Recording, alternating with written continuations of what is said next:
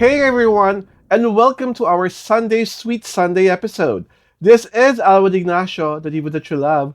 Together with me is my kumaring Ultra Maldita, Hi, this is Alex Brosas. and this is Riti Show, Tarayan at Halakian Showbiz Edition. And for our easy round, nothing makes our romantic heart go bump, bump, bump with the news that, hey, is it true that Kai Montinola and Andres Mulak are already playing beautiful music together? Mare, what say you? Magjowa na nga ba si Kai at si Andres? I think. I think. Mm-mm. Ano naman ang mga resibo at ang mga balita na sila na nga? Kasi yung series of events that captured them both were nothing short of romantic. Mhm. Although, hindi pa rin naman talaga nila tinodo ang Mhm. pagiging romantic Okay. in the videos and the photos that They are we together. all saw. Okay, yes. Oo, di ba? It all started nang magkita sila sa isang event. Mhm. They were captured in one video or in a photo na magkasama sa isang table. That is Okay. where it all started. Di ba? Yes. Then, suddenly, naging laman na sila ng mga events, di ba? Nakita na parang inimbitahan na si si Kai Montinola to watch Bagets, not once but twice, I Okay. think. Di ba? And then yung pag-usapan lang na kaya they had parang this red band na Mm-mm. pareho sila. Yeah. The people were suspecting it as a couple's band. Mm-mm. But now, a certain blind item floated on Mm-mm. social media saying na, yes, that they are in a relationship Mm-mm. and that nagkakaroon ng problema not because they are in love, Mm-mm. but because yung mga present management nila ay hindi magkasundo kung sila ba dapat pagsamahin sa telebisyon o sa pelikula. Kasi falls apart Mm. Star Magic si Kai Montinola, Mhm. which is affiliated with ABS-CBN. Oo. Tapos si mga Viva Viva. artist. Oo. Si Si Andres, 'di ba? Andres Mm-mm. Mulak. So, parang there were rumors na gusto sila sa isang teleserye pero the camp of ayaw. Mm. The camp of Mulak, Andres ayaw. Mhm. Meron namang nagsasabing there were all poised to do a movie naman Mhm. from Viva, kaya lang ayaw naman ng camp ni Kai Parang Montinola. they want Kai to be paired with somebody else. Oo, yung ganon. Oo. So where does it leave the the Mm. couple? Well, sa akin, they're still naman very young. Mm. As far as their career is concerned, pwede naman nilang pasikatin muna ang each other individually. Mm. Diba? Pabanguhin muna yung pangalan ni Andres, pabanguhin muna yung pangalan ni Kai. And eventually, yung pagkasama nila sa pelikula, yun yung parang event movie. Na two people from different production houses biglang pagsasamahin. Pero pelikula dapat. Mm. Wag muna ngayon. Wag madaliin. Wag parang gawing hilog sa pilit. Ako naman, actually, I believe otherwise. What? Kailangan ngayon na. Strike where the iron is Oo, hot. kasi tawag dito, they look good together. Yes. They perfectly look good together. Altang-alta, syalang-syala. At saka, the beauty of Kai Compliments the handsomeness of Andres. Perfect combination, di ba? Mhm. Perfect to a T. Ngayon, ang na lang doon is the perfect project na ipipitch sa kanilang dalawa. It's either, if we're going to look back, kung super throwback, pwedeng sabi mo nga, Blue Lagoon. Mm-mm. Pasok. Oo. Panalo yon. Oo. Blue Lagoon sila, parang coming of age, Mm. na shipwreck, dalawang bata na naging teenager, nagka-inlove sa isang island. Yeah. Or, para todong-todo yung kasusyalan at kaaltahan, Dear Heart. I was thinking about that. Diba? Oo. Dear Yung talagang, Diba? lahat ng pero Modern version. Modern version, di ba? Yung mga mayayaman, Mga BGC, na to. BGC, Ayala Alta, Alaban, oo. or yung mga Forbes Park, or may exclusive Oo. villages sa South. Oo, yung mga ganon.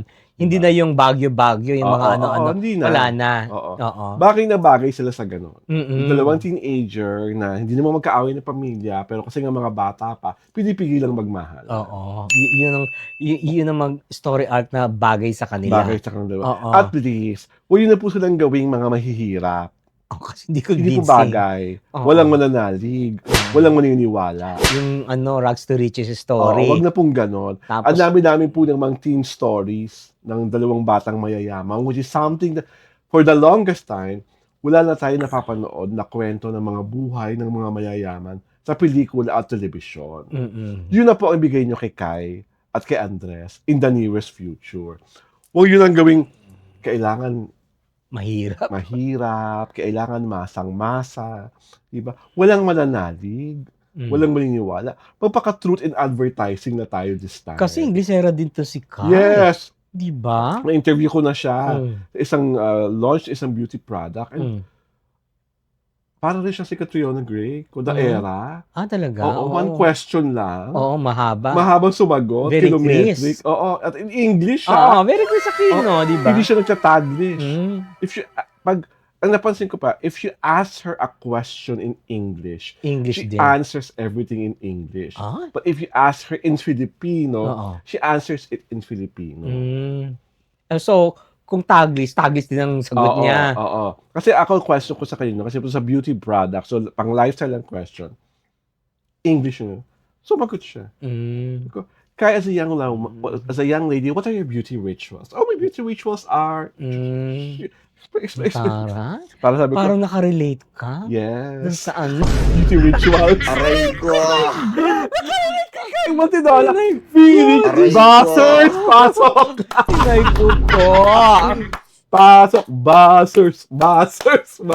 Pero it would have been a perfect project talaga kung magkakasama sila sa isang movie at teleserye. Saka please naman, yung mga pamunuan naman po ng Star Cinema, yung pamunuan naman ng Viva, lawakan naman ng ano. Tsaka mag-collab sila. Oo, pwede naman, di ba? Oo. Star Cinema and Viva, ginagawa nila naman yung pag Kay film Vice fest. Ganda.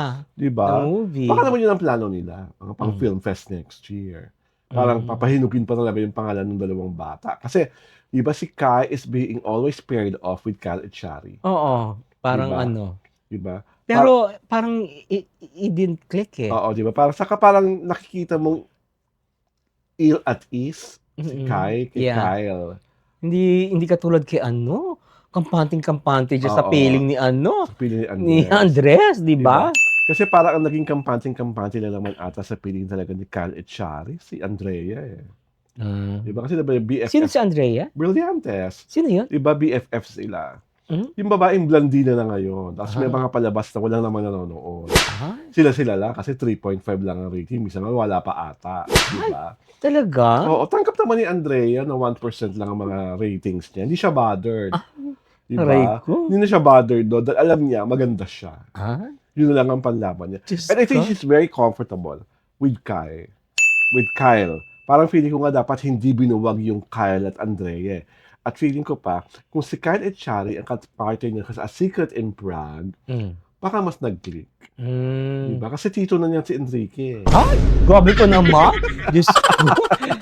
Nahibang naman ako sa sa tito na peg. Tito na ano. Kasi ate si Kai at si Andres, magkaidaran. Hindi malayo. Kasi 34 na si Diba? si Enrique Hill. Diba? And she's 22 lang. Diba nga? Tito na. Oo. Tito niya. Diyos ko. Todo 12 na natin, years. tito na. Ano? 12 years 12 years halos. pang Tito na. difference. Tito age na talaga. Huwag na itanggi, Enrique. Aray ko. Diba? Diyos ko. Kaya, Parang may galit, wala akong Charot. galit. Tanggapin mo na, Enrique, na tito ka. Diba? Kaya, ayan. Ano na nangyari? Alam nyo na. Napunta na tayo. Diba? Aray ko. What are your wishes for Andres and Kai? Take it slow, enjoy the moment, 'di ba? Mhm. Young that you are, Mhm. young that you are still, 'di ba? Mhm. Kailangan i-savor nyo yung the friendship and the very foundation that made your friendship stand out. Ako, ang tanging wish ko lang for Kai, Sana hindi ko marinig one of these days na sabihin mo rin on national TV na God was there when we did it. Ay, parang may pinatutungkulan. Di ba? Diyos ko. And on that note, this is Alan Ignacio. Naniwalat your love. Together with me is my kumaring Ultra Maldita. Hi, this is Alex This Brosas. is the Show. Tara yan at Halakihan Showbiz Edition.